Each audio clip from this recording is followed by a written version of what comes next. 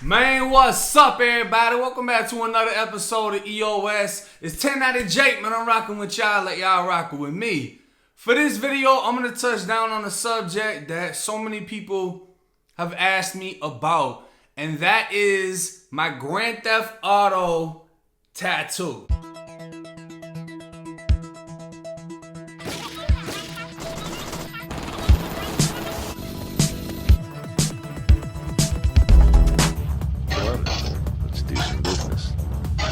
Now, everybody's like, why would you get Grand Theft Auto tattooed on you? What is it that would make you want to get a crime tattooed on you? A lot of people don't even know it's a video game, depending on what age bracket you're in. You know what I'm saying? I'm a 90s baby. I was born in 94. I'm 25. I grew up PlayStation 1, PlayStation 2, and it was what? Resident Evil, Tomb Raider, Medal of Honor, and you know, Grand Theft Auto. When Grand Theft Auto came out, whether it was Grand Theft Auto 3, Vice City, all that, San Andreas, everything about Grand Theft Auto, it was my favorite game growing up. Now, what would make me get this tattooed on me? Especially inside of prison. This was a prison tattoo I got actually like 2 weeks before I went home from prison. My brother did it, Bebo. Shout out to Bebo, love you, bro. It was actually the time where Bebo broke down his case to me and I found out, you know, he down there cut somebody's head off, but that's a story for another time, or I think I've told that story already. Y'all know what time it is. It's crazy, but yes, we are in prison. This is the reality. People kill people. It is what it is. Bro got like 25 years for that shit, and he took it to the chin. You know what I'm saying? He's doing his time how he's supposed to. And he's recuperating and getting himself right as a person and getting ready for when he comes back into society. Now, as far as the tattoo goes, I used to get, you know, magazines. I didn't personally get them. But if anyone had a magazine, I was on it. I wanted it. And I was especially big into the gaming magazines like IG and things like that. Even from the county jail. Any gaming magazine, I was all in it, looking at the new games, Fallout, Call of Duties, everything. I remember being in confinement at Sumter CI in a psych cell. You know, I'm standing on the door, whatever, and I'm just hanging out. And the CO that was there was in the hallway with another CO talking about the new Call of Duty. And I'm banging on the door trying to ask questions. Inmate, go lay back down. Inmate, blah. I'm like, man, sir, I just want to know how the new game is. You need to tell me. I'm going to just keep going crazy in here. But anyways, what made me get the Grand Theft Auto tattoo? To me, I felt that the time in my life, you know, from the ages of 13 to, you know, prison or just being released, which is 20, I felt that I was trying to live in a false sense of reality, similar to the game, where you can just do whatever you want with little to no consequence other than getting 5 stars and having the whole police force and army tanks chase you around. I just felt like life was a game at that point in time. And I felt that the more I consumed myself with these negative thoughts and these negative actions, the more detached I felt from reality.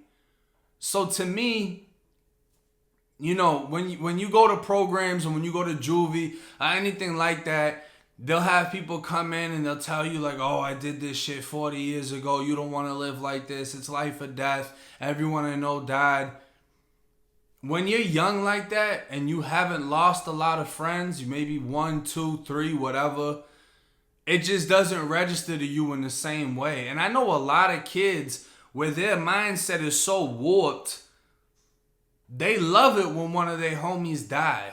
And what I mean by that is they love being able to say, oh, R.I.P., oh, that's my dog, rest up, blah, blah, all this, just because they like the image that comes with it. Oh, he died and I knew him. And you got a lot of people that'll say R.I.P. to somebody that they don't even know, just because they like sounding like they're more so in the lifestyle of life or death. You could lose it all at one moment, whatever.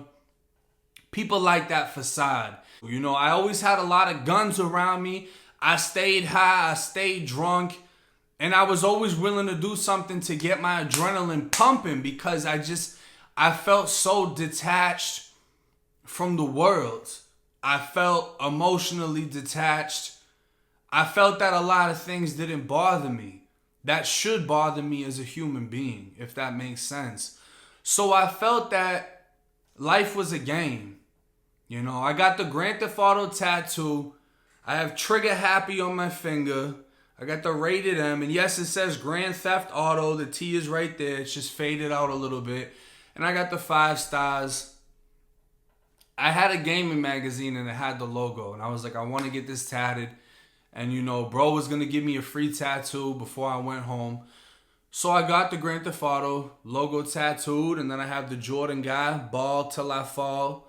That doesn't mean I got a body because it's on the trigger finger. And trigger finger, you know, it's got 2 meanings. Obviously, you got your trigger finger, but it's also the trigger to the gaming controller. You see what I'm saying? It has a gaming theme to it. I got a gaming tattoo. As nerdy as that sounds, it's just a badass game, and a lot of people misinterpret it. I've never been charged with Grand Theft Auto in my life. I've never had a Grand Theft Auto charge. I never got caught stealing a car. One of the only well, all right, there maybe been a couple, but I stole my grandmother's car at one point when she fell asleep and I took the keys and I went for a night out. But other than that, it was nothing major. You know what I'm saying? I'm not a car thief. That isn't the reason why I got it. Even going home from prison, I learned so many things inside of prison. One thing that I learned too, though, is a lot of people will come in with the mentality that matches the age they are, and they will leave with a very similar mentality. Not everyone leaves better than what they were, and especially when you're involved in the gangs or the violence or the drugs or anything like that. Inside of prison, it isn't looked at as a bad thing. So you're now in a place where everyone is in tune with it. Versus you came from society in which they tell you to stay away from the gangs, stay away from the drugs, stay away from the violence. It leads to nothing but madness. Once you're inside of prison, this is what we thrive on. So as much as you have the ability to learn and try to get yourself out of that mentality, you also have to adapt. And through adapting to it, I can't really say it's like the military because I've never joined the military. But at some point, I would have to imagine when you have a group of men fighting at war and one of them dies, the rest of the men that are alive want revenge. They want to punish their enemy. And through doing so, they commend each other on it. We got him. Fuck him. You know what I mean? We got him. You've seen the pictures of soldiers taking, you know, pictures with dead bodies and things like that. Prison, it can be very similar. Once you have an enemy and the violence is, you know, people become enthusiastic about it. People look forward to the violence and the drama. People want to see something pop off because their time has been so boring. Or you may have a common enemy and you want to see him get smashed. And through seeing things like this and experiencing things like this, you get detached even more. Because this isn't what we're supposed to be doing to each other. But in the setting that we're in inside of prison, we thrive on it and we boost each other up on being violent. So I still had this false sense of reality in prison, but it wasn't so false because the punishments and the things that came with this lifestyle were so real. When you gangbang, you have your brothers. You might be in a position where you don't have anyone, but you have some form of brotherhood in there where people have your back and are willing to go to war for you. And it isn't a matter of, oh, what if you get caught by yourself? It's not necessarily a matter of the physicalities that you could be stabbed or something like that. But the mental bonding of we are together can help you throughout your bid. It can be dangerous to have such an isolated by yourself mentality. I'm a lone wolf. I'm rocking out as a neutron. And then to be antisocial, I've seen it. People come home and they keep these characteristics because that is what kept them alive in prison. And now that they're back into society, it's hard for them to become outspoken. It's hard for them to socialize. And even me, it's hard for me to socialize and do everything that I do. But just prison gives you a certain type of mentality where it's like in the streets, it's false. You can't live like this. But in there, you can. And it's like one big fucking game until it's game over. Until somebody dies and you watch them die. You know, they got the Scared Straight show. I think if you want to scare somebody straight, show them someone that's dying. Because that was one of the most memorable things for me. Show them someone choking on their blood as they take their last breath when you can see the bubbles coming out. Show them someone who's struggling and you can see the fear in their eyes because they know what's about to happen to them.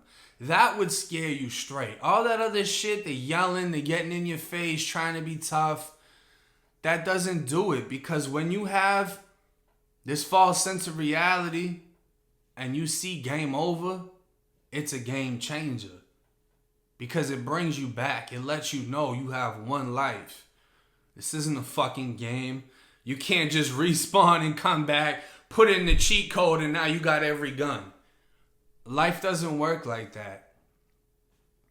And I don't regret any of the tattoos that I have because each tattoo is a time and a place and a memory or a mentality that I had during that time. It all tells a story. It tells my story, and I understand that story. And sometimes I like looking back on my tattoos and reliving those memories. But I keep in mind they're not to be relived in the sense of me doing the same things now. It's just something I can look back on. I can think about how it was back then. I can see the pros and cons of what I was doing. And I can stand on the fact that I'm still alive today to recognize my faults and flaws in the past and progress as a human being in society onto a better life. So no, this doesn't mean I want to run around and kill people. No, it doesn't mean that I steal cars or anything else. It doesn't mean anything like that. To me, it's just a reminder of the lifestyle and the mentality that I was living at the time.